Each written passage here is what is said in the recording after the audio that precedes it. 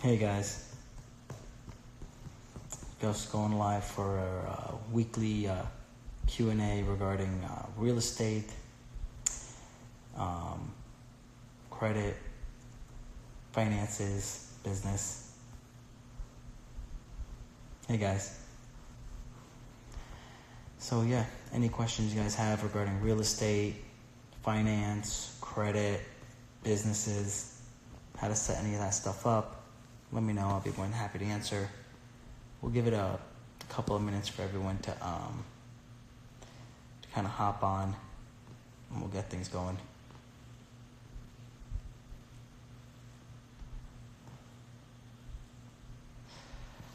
Hey Ali, how are you? Yeah, I'll be more than happy to answer your question. I'm gonna give it a couple of minutes just to get everyone to hop on.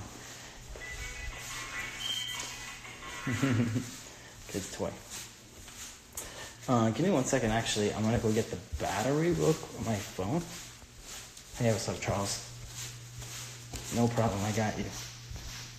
I'm just gonna get my phone charger real quick so it doesn't die.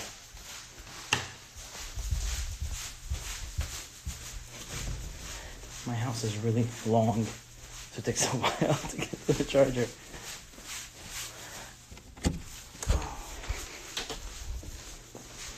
So it's really cool because when I started, obviously I didn't start with anything. No one really gave me money and stuff. So started with like an 1,000 square foot condo and worked my way up. And then like last year, I was able to felt comfortable enough last year to that I had enough properties. I had like 25 last year apartments, so I finally felt comfortable enough. I was like, all right, I'm gonna buy myself a big house. So I ended up buying a 3,200 square foot house with like a 3-car garage, because that was my like big thing in that. I wanted a 3-car garage to keep all my the cars I wanted. And for the what is that, a back porch, that's the other thing I really wanted. So I got what I wanted, so I made it happen. So that was fun. Anyway, finally back. Sure, Joe, I will be happy to touch on it. So again, to remind everybody, what we're going to be talking about today is I do a weekly event every Thursday at 9 p.m. and I talk about everything real estate, any question you guys have. I talk about credit. I talk about getting mortgages, tax returns. If you want to open a small business, I have my own accounting firm. I have my own insurance agencies. I've done all these real estate deals. I've helped people open companies. So anything regarding business, tax returns, structuring, planning, I basically have done it all and know it. So I'll be able to help give you guys tips. Obviously, my tips I'm giving to you is on a very specific question. So I'm giving you an answer. Everybody's situation is different, so it's always a good idea to still have an advisor review what you're looking to do. Because you could leave off a very vital point that I don't know, and by that one point could change everything, right? Like you're like, oh, I found this great deal, should I buy it? And I'm like, yeah, that sounds like a great deal. And then you leave off the fact that it's a sinkhole house. Well, that's a vital point that you didn't tell me. So just I'm giving you that FYI. All right, so thank you, Ali. So Ali asked for the first question. Obviously, I answer all these questions. Ali asked me, the question is,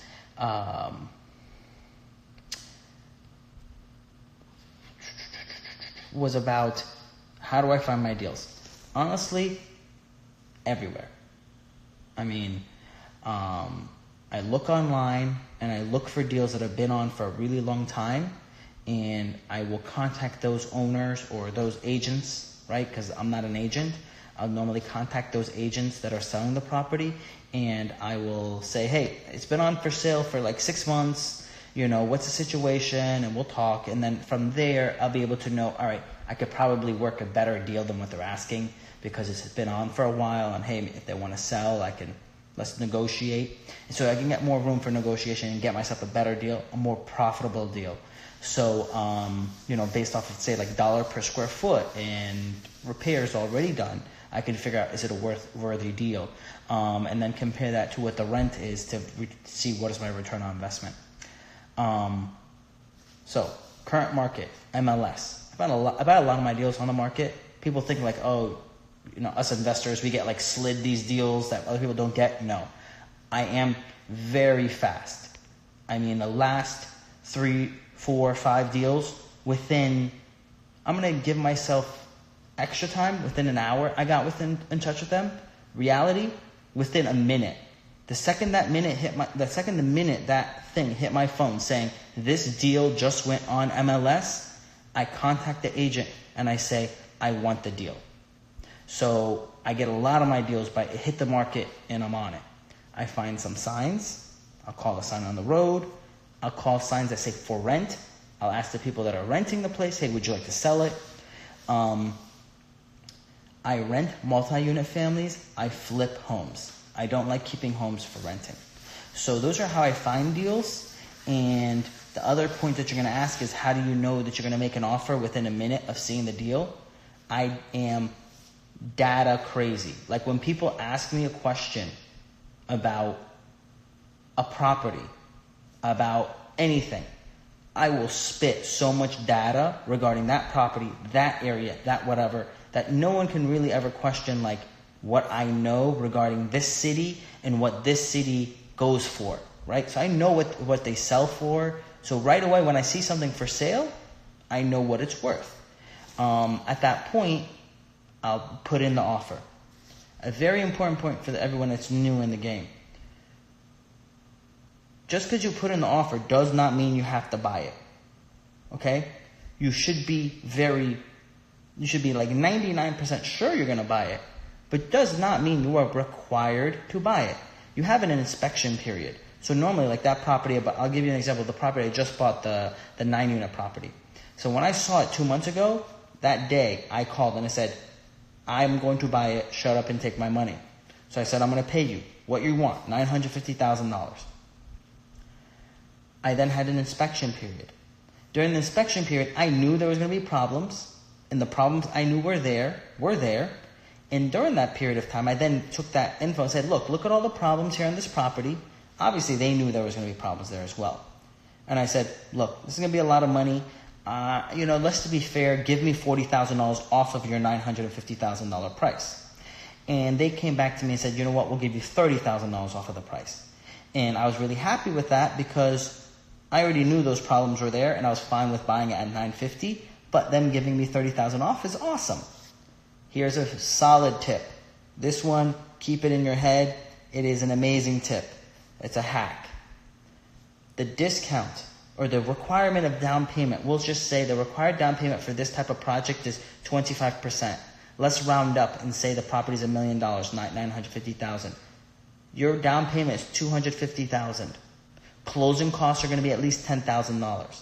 So that means you're going to have to put down $260,000 on this deal. If you tell them, take the $30,000, instead of lowering the price you're selling it to me for, from $1 million to say $970,000, tell them, I'm still going to buy it for the same purchase price. Give me a seller's credit of $30,000.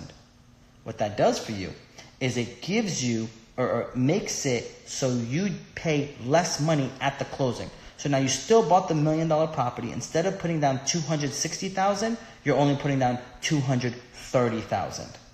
You just put down less money. Your return on investment is higher. Your cash on cash return is going to be higher. So this is awesome for you because now you're putting in less money to get this deal.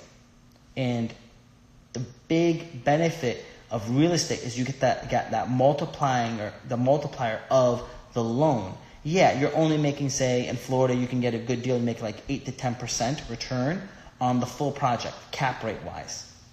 But if you're only putting down 1/5 of the money and the bank's giving you a loan for 4 or 5%, you're making an extra 3% on the loan amount, plus you're making 8 cap on what you bought it for. So your cash on cash is 16 to 25% depending on the deal you're getting. 16 to 25% return, cash on cash return is sick. Like, where are you going to go and get a dividend of 16% in the stock market? You're not. 25%, you're not. I mean, Warren Buffett says, if I get 15%, I am happy. And Warren Buffett went from nothing to a billionaire real quick. Well, in my opinion, that's quick. I mean, he blew up after age of 50. So, but by the principle of 15% return. So if you're pulling 25% return, it's sick. And that's ignoring appreciation, right? So you're going to be, it's no question. You stick to this format long enough, you'll be a millionaire. No question. Really easy, you'll be a millionaire. But it is consistency, persistency, passion. You keep the 3 P's and you'll get there. And that's the post I put on my page about which P do you like or which P is you. The honest truth is you must be all 3. You must be persistent. You must be passionate. You must be, I'm going blank. I just lost the 3rd P. But anyway, that's enough of that. So let me get to the other questions you guys have. Yeah, Charles, you're welcome. I'm happy to share with you guys.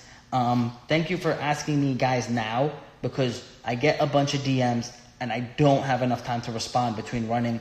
I'm running like 5 companies, so I don't have enough time to answer them and do this. So I like being able to do it in one shot. That's awesome, Charles. Buying your first property. That's awesome, man. You're welcome with the help. So, let's see, what's the next question? Do you suggest starting with multifamily home, renting half, and living in the single family and rent? Yes. So to answer the question, he says, should you buy a multifamily property, a duplex, triplex, a quadplex, which means 2 units, 3 units, or 4 units, compared to a single family home? 100% yes. I am a big advocate of multi-unit owning. As you know, I don't like renting houses. Your return on investment is lower, and most people have an issue of getting a loan. The first 1, 2, 3, 4 loans are usually easier to get. Once you go past 4 loans, the bank makes it harder. So anyone who says, I've never done a deal, I don't know how to do a deal, it's hard for me to get a loan, you don't understand. It is super easy to get a loan. As long as the bank wants to give you money. Their business is giving you the money. So they don't want to say no. They want to say yes. What you're doing wrong is you're not giving them a reason to say yes. So you need to understand, how does the bank think? And I'm coming out with a class real soon to literally go through all the 5 sections of what you need to know to get prepared for the bank to say yes to you. Because when you give them exactly what they want, it's going to be, yes, we're going to give you our money. So that's one part of it, right? Now, the first 4 deals are usually very easy to get a loan, as long as you just check off all the boxes. You should spend that time to find a multifamily property for the deal. The reason being, right, I want to give you solid, I want everyone to leave here and be like a raving fan, be like, Baskal told me real shit. He's not fluffing me, right? He gave me real shit. I can become a million off of this. And I'm telling you, it isn't that hard. You just gotta actually put in the work. That's a factor. I know of one buddy that read every single book and took every single class from all the different gurus, right? He didn't do anything. Like, I'm sorry to tell you, you can't just listen to me and do nothing and be successful. It's not going to work. You'll know a lot, but you're not going to actually get the goal, the result. The result is actually from doing the work, right? You have to actually do it. So, if you live in 1 unit, you only have that 1 unit. If you live in the 1 unit and rent out the other unit is going to basically pay almost all of your mortgage, taxes, and insurance. The money you have left over, you should act like you're renting. Forget the fact that you own the home. If you don't do this, you're going to screw it up. You have to take the money as if you're still renting and putting it into an account. Now you save that money up and it'll help cover anything that breaks and so on. And at the end of the year, you'll have money left over. Still do not spend it. But that money is a huge part of your profit, because now instead of paying $1,000 for rent, you only had to pay about $300 out of your pocket. $700 went into savings. You now saved $8,000 a year. So yeah, was it worth buying a property? Okay, yeah, it cost you, say, $20,000 to buy the property. You made $8,000 back by how much money you saved on rent. Ignore anything. Say the stock market tanked, which caused the housing market to tank. You bought the house for the duplex for $200,000. It's only worth $50,000. Okay? Let's just make believe it's only worth $50,000 now. Who cares? Because 1, everybody and their brother now is going to need to rent. They can't live in a house anymore because a lot of people lost their jobs and lost their homes. So rents go up. So the fact that you were saving $700, now you're saving even more money. So you're saving $8,000 a year. Who cares what the asset's worth? When things fall, I love it. And you should too. Because now you're like, oh man, it's not that I lost $150 on this house. Let me go buy another one for $50. And buy 2, 3, 4, 5, 6 for $50,000 a piece. Because I promise you this, it isn't going to stay 50. Because the material alone is going to cost more than that. The dirt underneath the ground costs more than that. They're not making more dirt. Just so you know, I asked God, and God's not making more dirt. So you're good, right? You're not going to be like, oh, he just made more dirt. Boom, my property's worth less. That's not happening, right? So you're going to be able to have it. You're going to be able to, then when the market comes back, what did I do? When everyone was crying and screaming, and oh my God, the market fell, and stock market fell, and whatever, I tried to buy as much shit as I could. Now at that time, in 2008, I was 23, people wouldn't give me any money. They wouldn't invest with me. I was like, guys, I have 23 apartments, I'm making a lot of money here, and the thing that I bought for $200,000 is now only worth $40,000. So it's a no-brainer. We gotta buy this thing. Let's go. It didn't happen. I didn't get any investors. I summed up enough money as I could, and I bought, I think like 2, maybe 3 deals with my own cash to get them done. And obviously, the one I bought one condo for $27,000, and I lived in that one. And the only reason I didn't buy a duplex, right, because I don't like buying single units, is because the area I bought in is a very, very, very nice area, and they don't have duplexes. You only have condos and houses. I sold a condo for $95,000 like a few years later. And then I bought a fourplex for $180,000, and it's worth $550,000 now, 5 years later. So it's very good to buy when they're in the dips as well. Should you wait for a dip? I would say no. That's a common question I get. I would not wait. Because a good deal is a good deal is a good deal, right? Like if I was saying, I know there's going to be a dip in the next year or two, I still spent $1 million on this building because it was a good deal, right? So don't wait for that. If you could get a triplex or a quadplex, even better, because now you got 2 units paying for everything, and you are basically living for free. But again, make believe you're paying rent and put it into that checking account, and you got the 3rd unit putting money in there. And the awesome part is this, because a lot of people are like, my dad used to say, oh, it's a lot more risky with all those tenants. I said, no, it's less risky. Because if one person leaves in a house, you got no money.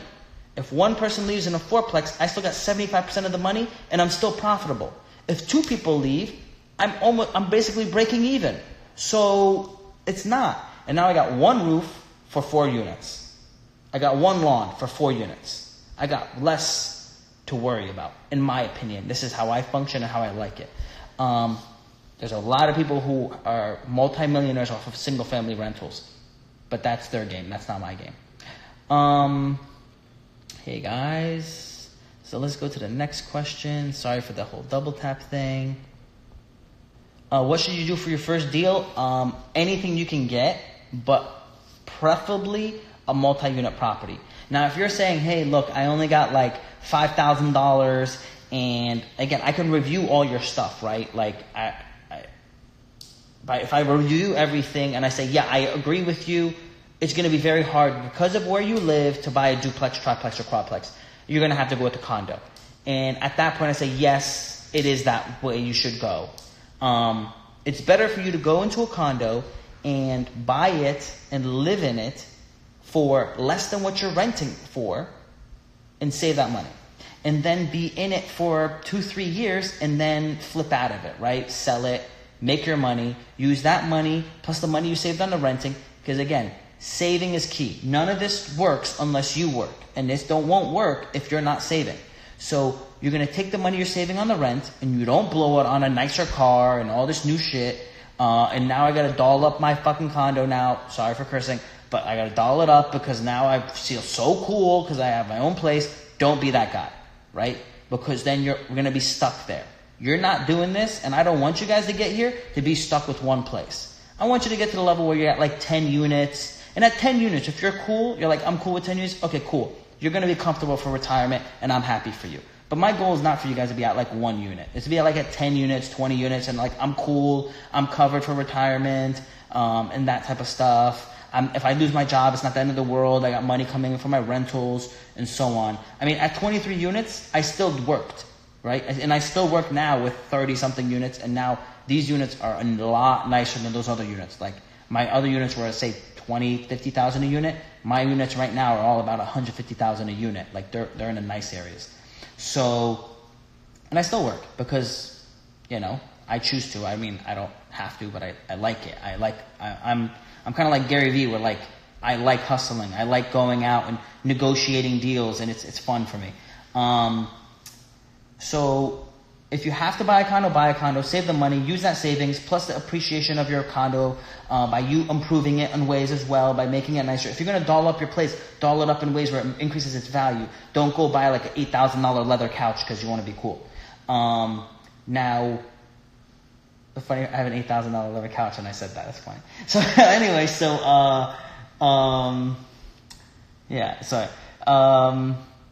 yes, if you have to, buy a condo, but I don't like that going that way. What's up, guys? Am I a millionaire? It's kind of personal, but I say I have 30 properties and they're worth around $150,000 per property, and that's only one of my 5 businesses. So I hope that answers your questions. You're very welcome, Ali. Any advice on buying your first car? Don't make it a super reliable car. I had a Toyota Corolla for my first car, and a Toyota Camry after that. They said 90% of all millionaires drove a Camry or drive a Camry, because they last forever, and you can put 200, 300,000 miles on it, and you're fine. And okay, some people are like, oh my God, I got to change this, I got to fix this, I got to fix that, and it cost me $400 or $500. If you're leasing a car, paying for a car, and you're spending like $3,000, $4,000 a year to lease a car, and that usually has a decent credit, and you have to have a decent down payment on that lease, you're still in the car for about $4,000 a year. So if you have a car and you paid for it, and you bought a nice beat up car, but it's going to last you because it's quality drive. Like one of my students, I told them, they're like, oh, I'm looking at this Volvo and it's really nice, and so on and so on. I said, okay, that's cool. And they're like, look, it's only like $5,000.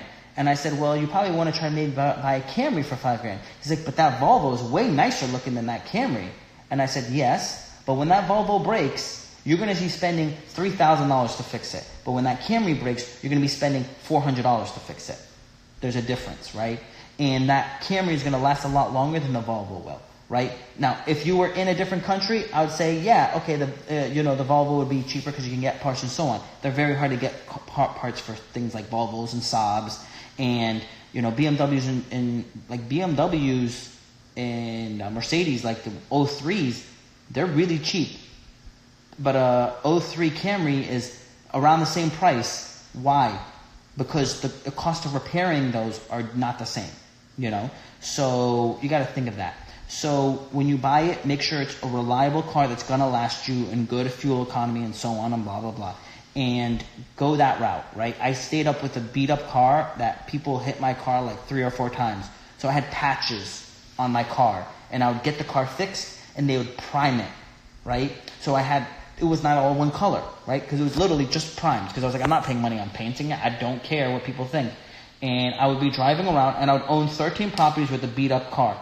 And at that time, they're like, because I have these friends, and Gabby's like, why are you driving this, right? And I'm like, I don't care what people think. Gabby had an Audi at the time. I remember it was like A4. He had a nice car, a really nice car. He always had nice cars. And I'm like, I don't care what people think. I'm like, if I'm not getting a GTR, I don't want any car. It's either this or a GTR. So I'd rather be this. So, stay humble and just be conservative. And then when you hit a certain level, you can get nice stuff. Obviously, now you see on my IG, I got 2 nice cars, and I want to keep growing my collection, and I have goals. Like if you see on my IG story, I have like 65 flips to a 458 Ferrari. That's my next car I want to get, or my next toy car, right? So when I hit my 65 flips, I made enough money, I'm going to get the Ferrari. So it's, just set goals and whatever, But don't be like, have all the money that you made go to that car. do not do that, right? You should make so much money that still buying the car is not a big deal. So, hope that answers your question. All marble beef. I don't know if we have duplexes in Las Vegas, but do you think... So, you're not... I don't think your issues are loans. FYI, guys, I'm going to be getting my mortgage license for a couple of states, and I might be getting a mortgage license in your state. So, if you're looking at getting a loan, DM me and let me know. I might have a license in your state, and I can actually get the loan for you. So, and that's how I know how the banks look at things, because I used to be a lender a long time ago, and I have the accounting firm that I help people get loans and advise them, and insurance agency, so I know a lot of that stuff, and now I'm going to be doing it myself again. I don't think your issue is getting the loan is a problem. I think your issue is going to end up being your tax return not functioning, like not keeping up pace with you getting loans. And not only that is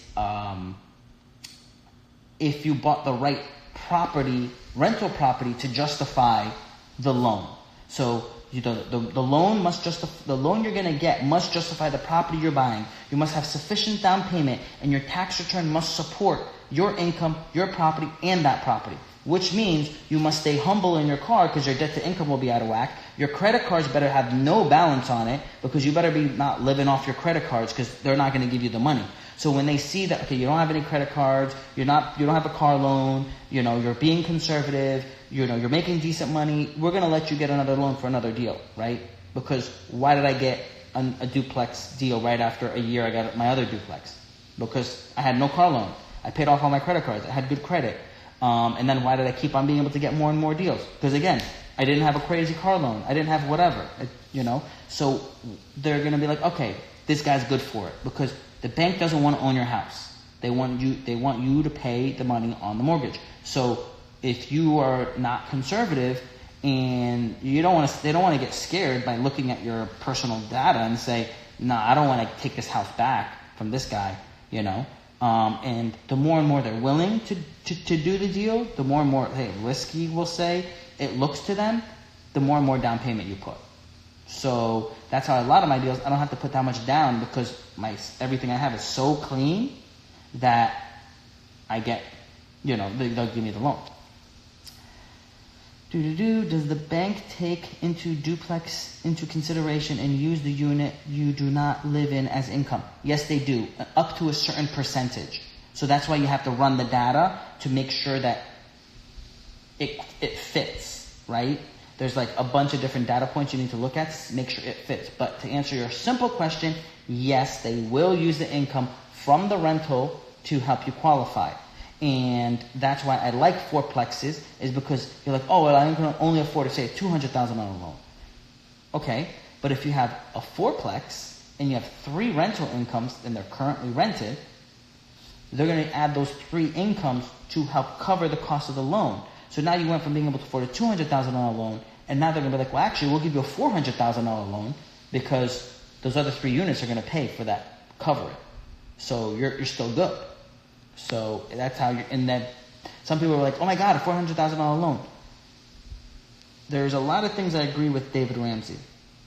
I do not agree with most of what he says if it involves loans on real estate. The loan on your house is not an investment. Your house is an asset, but it's not an investment. The second you're in a duplex, triplex, or quadplex, it is now an investment. You have a loan on an investment, and you're having a return on your investment.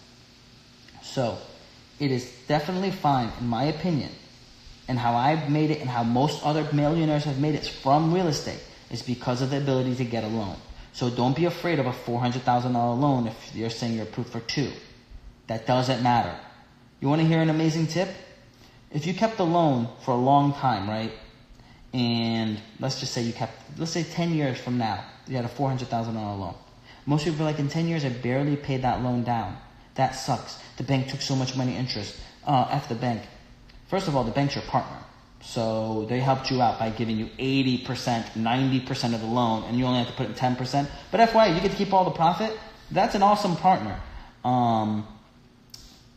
That money, one key that is in this country. We are in our society, our financial system is based off of inflation. They purposely create this thing called inflation. So that means they're giving me $400,000 and I'm paying 3 to 4% interest, but inflation is 3%. So the reality is the money I borrowed from them is worthless. Each year, less and less and less and less. Worthless. Cash is worthless. Assets matter. So that means true interest I'm paying is 1%. 1%. If you're paying 4% interest, 5% interest, and you got a 3% inflation rate, which true inflation rate is higher than 3, but they say it's 3, that means you're only paying 2%, 1%. That's nothing. And then each year it's worth less and less and less and less. That's how the property value goes up. Your property value goes up is not because of anything. The property value is going up because inflation happened, the value of money is less, and now you need to spend $2 for the same dollar of thing you bought, right? When I used to buy a chocolate bar for like 25, 50 cents, the same one is like $1.60 now. They said cost of materials went up. Cost of materials did not go up. It is worth the same. Inflation went up, which means the dollar is worth less. The stuff didn't go up in value. The dollar went down in value. That is what happened. So the money you're borrowing was down in value. So that's what I've mentioned before. I was like, I'll take a $10 billion loan on an asset that's producing income and let it deflate the cash. And the asset really stayed the same value, but because cash is worth less, it keeps going up when you trade it for more cash. So that's why if you say traded a building for gold or silver, you would always have the same amount of gold or silver traded for that same building. Because the gold and silver is a hedge against inflation, and it usually will go up with about the same amount. So, hope that helps change your mind, because you must change your mind, and then change your habits, and then your life will change. I was thinking about buying a high-rise conduit for Airbnb purposes, but I don't think ROI is high enough. That is very true. I have a lot of rental properties in downtown areas that there is people that do Airbnb. I calculated my return and I said, for the amount of money I'm going to pay Airbnb and the amount of money I'm going to pay for all the furniture and all the headache and blah, blah, blah, is the return on investment worth it for me? And I basically calculated the answer was no. It was not worth it for me. That all the extra work was very little money for it, in my opinion. Do I still buy properties in that area and just do 12-month rentals? Yes. One second.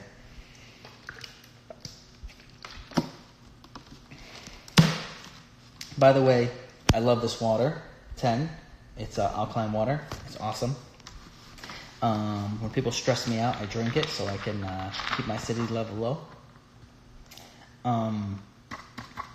But the new property in downtown Safety Harbor, I ran the numbers, and the amount of money it brings in rent-wise for Airbnb is higher, which is now really pushing it over to the point where I should pay for the furniture.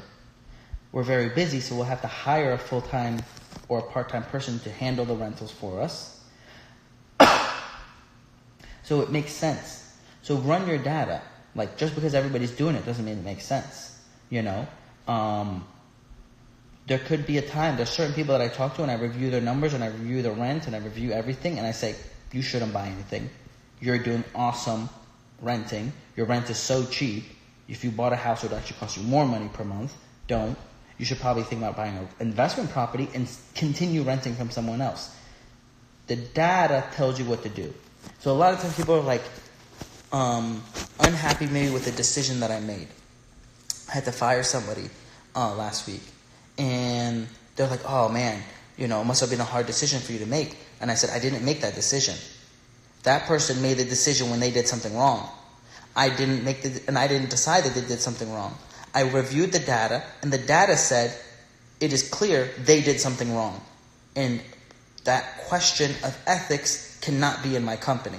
So the data said, because of this ethical issue, they shouldn't be here. So I pulled the trigger based off of the data's results.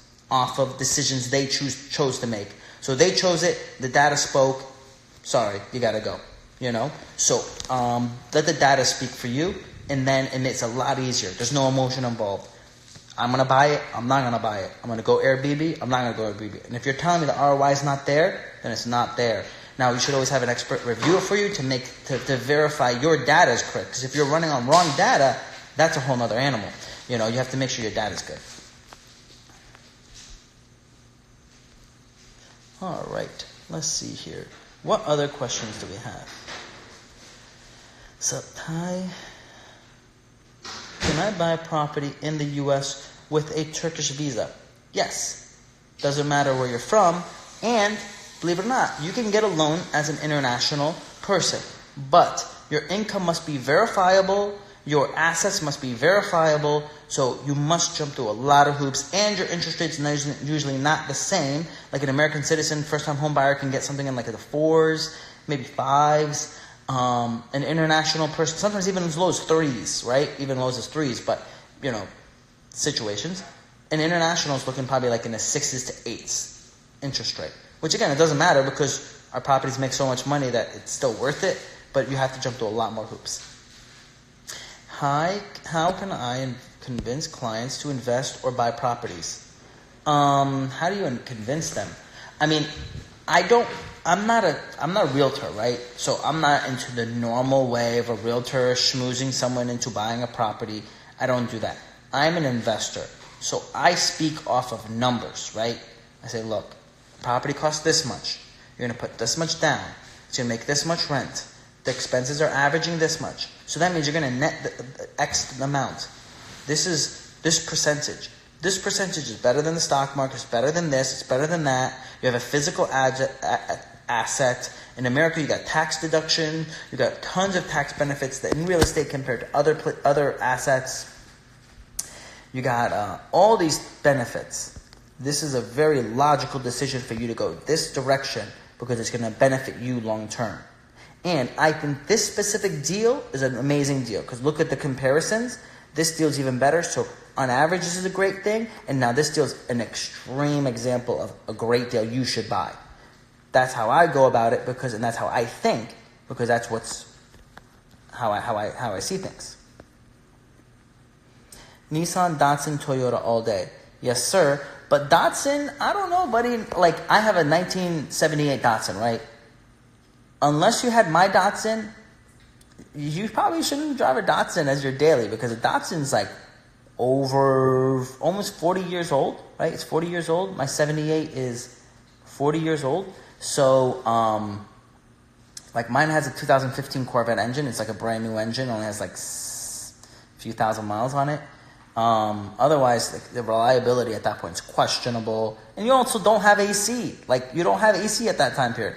But Toyota, yes. Nissan, which is Datsun, right? In case you guys don't know, Datsun is before Nissan. So after, like, say, 79, it converted its name from Nissan to Datsun, and they kind of merged together. Toyota, Honda, you're good. Even some American cars, too, don't get me wrong about that. But, again, make sure it's a good car. You don't need a U.S. residency to buy a... you don't need a U.S. residency to buy a house here. You just need to prove your income and prove that you can come and go. If you want it as a rental property, again, it's possible. You just need to prove your assets and prove your income that you can afford to keep it. And again, if it's a big enough property, you don't need the income, you just need the assets. So, like, for foreigners, it's a lot easier for you to say, I want to buy that $1 million building, here's $300,000. Because they know this property is going to be rented out, and those tenants are going to pay the rent, and it's going to be fine. Thanks for the advice. I'm 17, looking for my first car. I know it's a depreciating asset, so I got to be careful with my investment. You're a great guru. Thanks, man, a lot. No problem, Ty. Again, if you buy, for example, a Toyota Camry 2004, right? You basically killed all the depreciation in it. It ain't going down much more from there, right? in 5 years, it's going to be like the same price as what you bought it for, right? Maybe $1,000 less. No biggie, right? So don't worry about that. Like, it depreciates. Like when I bought my i8, I think it was like 2 years old. Sticker price, $155,000. I paid $75,000. He already ate $80,000 loss, right? I didn't lose $80,000. Now, is it going to go down for more? Yes, it is. But I'd rather take it from 75 down to 50, than from 155 down to 50, right? So, yes, it is a depreciating asset, but learn to play the game and bite off as much as you can chew. How can I buy a property without a U.S. residence? I think I answered this one already. Okay. So I'm looking for other questions. How can I learn from you? I have over 15 years of real estate experience, but investing is a bit tricky to start, even though I have my own LLC and already. LLC doesn't matter, Ali. Like, honestly, the first 23 were all in my personal name. LLC doesn't really matter. It's nice to have. It's another layer of protection. And if you don't set up your LLC properly, it doesn't matter. Like, most people set up their LLC wrong, so it doesn't even function. And if they get sued, they're going to be like, the court's going to ignore the LLC and still go after you personally. Doesn't matter.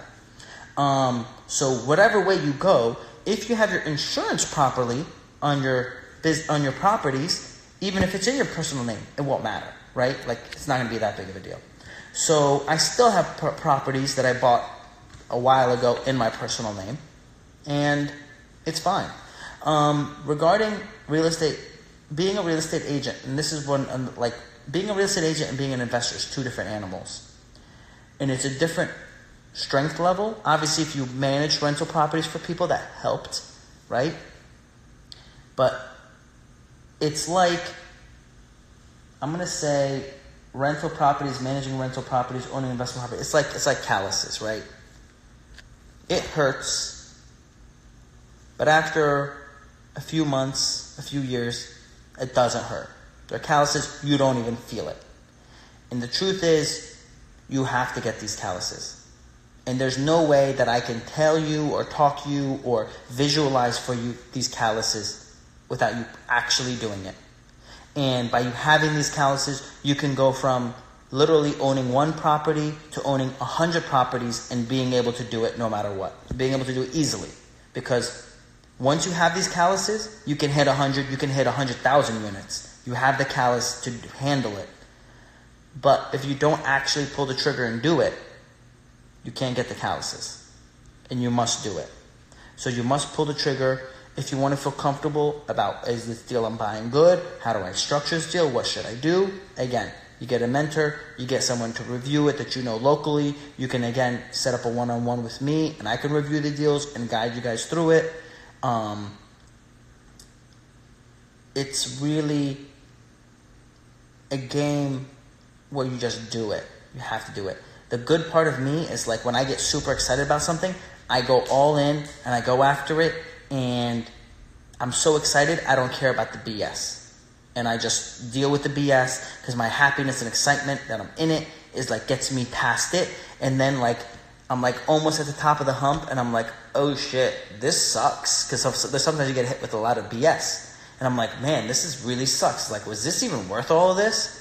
And then I stop and I think to myself, and I'm like, would I rather do this and it suck than me do anything else and that other thing not suck? And I'm like, yeah, I'd rather do this and it still sucks and enjoy doing and, like, do what I want to do. And then at that point, I go over that hill and it's smooth sailing. So you have to hit that part where it sucks. You got to get your calluses. You have to get your hands dirty, and you're going to learn it. And once you kind of get comfortable with those calluses, then you're like, oh, wow, let me get, more and more and more units. Another good tip, guys, the more units you have, the easier it gets. Because now you can hire a good handyman and give him a ton of work. And he's going to keep on working with you. And that makes your life easier. Before, you got to find someone every single time, and that good guy is not always going to be available because 1,000 people are going to use him. Well, when you get busy enough, you're going to give him so much work. He's going to give you preferential treatment, and it makes your life easier. Same thing with everything else. But you're being a realtor, you probably have a lot of connections, and you can help leverage your connections to find out, hey, who's a good guy to fix this? Who's a good guy to fix that? And you can get it done. What's up, real estate guru? Only 21. Don't say only 21. Don't say only 21. I mean, doesn't matter how old you are, right? Doesn't matter how young you are, doesn't matter how old you are. You want to get it done, you're going to get this done, right? So if you decide you're going to do it, just shut up and do it. And just to be like, hey, I'm at this point. What do I do next? Don't say I'm only 21. Say I'm at this point. What do I do next? Because, I was only 14. I wanted to buy my first deal, and I was only 14. I could have done it. I literally set everything else I needed up to buy my first deal at 14, 15 years old. My dad would not co-sign me because I wasn't old enough to sign my own contract to buy a house and to rent it out. Or to buy the house, really, not rent it out. So finally at 19, I saved up enough money to buy a duplex. And then be able to sign my own contracts and do whatever. So, but anyway, only 21. I just want to know what my first step should be in obtaining a multifamily property in which I can also live in. First, have a savings. Step 1, have some money. You need some money to put it in. There is certain counties that will help you with the down payment, but they still want you to have some money in the deal. There's a lot of first-time homebuyer loan programs out there, but you have to have some money, 1. 2, you have to have credit. 3, you have to have a stable income, right? So you are working at McDonald's. Doesn't matter. But you're working there consistently for a year or 2. Or I worked at McDonald's for a year and a half, and now I'm working at Burger King for a year. I'm still working in the same type of industry consistency. So now the bank's not afraid that this guy's not going to keep having money. Tax returns, down payment, consistent job should get you into being able to get a deal. And then give me a call. I'll do the mortgage. How are you finding ROI on Airbnb? So basically the same way I find ROI on anything, as I just take the net income, my expected net income, divided by I normally calculate cash on cash ROI, what that I invest into the deal. So with Airbnb, you got to consider, 1, Airbnb is taking a fee. So if you're saying the rooms or the house is going to rent for $150 a day, you got to remember, I think Airbnb takes 7%. I got to look into that again. Don't hold me to that number, but whatever their fee is, you got to take that out. Then you got to consider that it's not going to be rented for all 30 days. In Tampa is one of the best markets to rent an Airbnb, and the occupancy rate is 55%. That's the average. So you're going to estimate that, okay, my occupancy rate is going to be Google whatever your area is. Then you got to put in consideration that you have furniture and you have to pay for furniture. So you're going to add that to your initial cost so you can figure out your ROI. And then you got to average off that you're doing it and that you're not renting an apartment once a year. You're renting out an apartment 52 times a year. Once a week, right? So do you want to rent something out 52 times a year? And then, so you're going to figure out what your time is. So I'm estimating for me, my conversion is I'm going to have to pay someone $35,000 between their salary and the taxes and the fees and everything to work, because there's a lot of money that even though you're paying your employees, say $14, $15 an hour, it costs the company, say $17, $18 an hour by the time all those expenses come into play. So, do I want to pay that? Am I going to make enough money that I can pay them that and deal with the BS of it? Plus. At the end of the day, adding all factors in, do I want to deal with the headache for this money? Or do I want to focus on my annual rentals and not worry about furniture and not worry about, this guy doesn't have coffee pods and he's pissed and he's going to give me a 2-star rating because he didn't have coffee in his place, right? Because now you got to make sure they have coffee and the bed is cleaned and the whole, you know what I mean? It's just a lot. So it's worth it when you're making enough money. For me, the answer is, am I making enough money? Yes or no? Okay, I'll do it. What should my first step be to become a successful investor? Step 1, save. You cannot be an investor at all if you have no savings. So step 1, save. 2, read a bunch of investing business books, right? And those are keys. And read business books. Watch everything you can on YouTube. Watch everything I have on my IG and my YouTube. And do what you're doing right now is coming onto these lives and like learn. But saving is like the father of investing. You can't have investing if you don't have saving. Hello. I'm doing good. Reading the comments and responding. Hey, George. Oh, thanks for the eggplant. Wow, 3 of them. All right, now 4 of them. Okay, so, all right. I think clients care about location more than the price. The ones that know what they're talking about, yes. The ones that don't, no. For those that are in the Florida area and that know the area very well, I don't buy in Newport Richie. There's a lot of people that I know that buy in Newport Richie and Holiday and whatever, or some people call it Trinity West, Trinity West. Or, anyway, there's a lot of funny names they have for it, but it's very lower income. And the opportunity for it to ever get better than what it currently is very down. And there's maybe in other parts, actual Trinity can be better, but Newport Richie and Holiday isn't. They're not going to bulldoze those old buildings and rebuild. That's very unlikely to happen. So the odds of it really getting better is not very low. I buy in nicer areas, downtown areas that have a high demand because of the limited space. So, and as more and more people want to live there, I believe people are going to be converting towards. We have 2 things happening in our world. This right now, where everyone's on their phone. And people like that. And I like it. And it's good. But then there's another part where people want people. We naturally do well when other people are physically around us and people need it / want it. So I know that, especially say in Florida where there's a lot of distance between people and everyone kind of stays in their own house and can't go out because it's so hot, that you're going to have people migrating to these smaller towns like say downtown St. Pete or downtown Dunedin or downtown Safety Harbor, downtown Palm Harbor, these downtown areas where you're going to walk outside like a town, right? Like it used to be back in the day. And you'd walk to your local store. And you would walk to the bars there. And you would walk to the restaurants. And everyone's outside walking and like laughing and walking their dog and having that community feel. That's going to be I believe in my mind, it's going to be very, very high. And people really going to want that. So because of the way the market's going, I'm buying in those areas.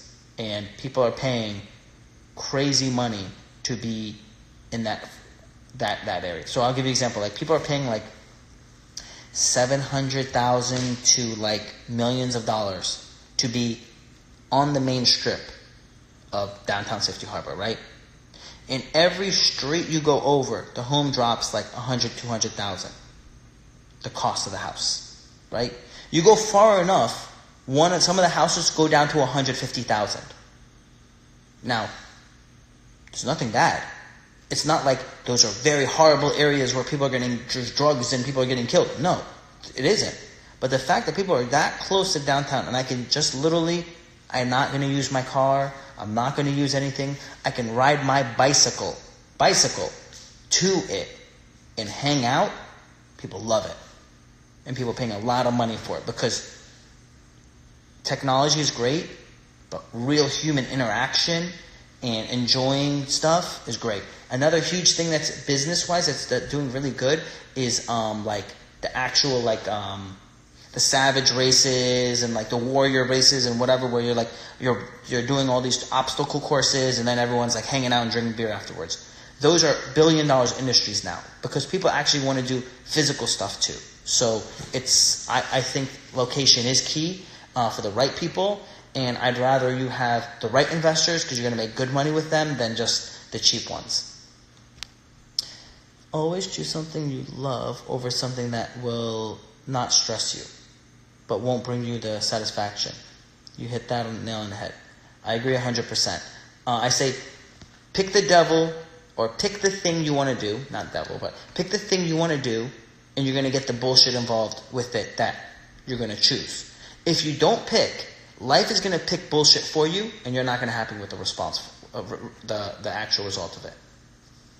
Low debt. I have low personal debt in the sense of credit cards and cars.